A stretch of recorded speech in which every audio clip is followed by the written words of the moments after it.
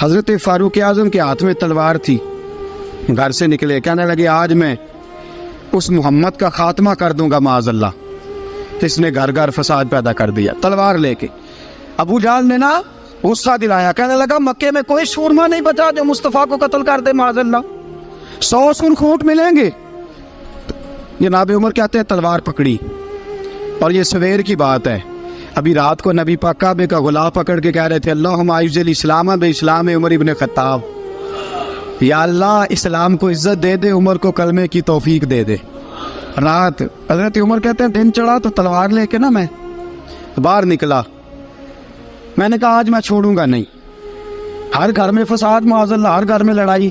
فرماتے ہیں رستے میں حضرت ارقم بن زید مل گئے، کہنے لگے کدھر جا رہا ہے؟ میں نے کہا آج میں مصطفیٰ کو قتل کروں گا۔ کہنے لگے جا پہلے اپنے گھر کی خبر لے، تو جدھر جا رہے نا ادھر بعد میں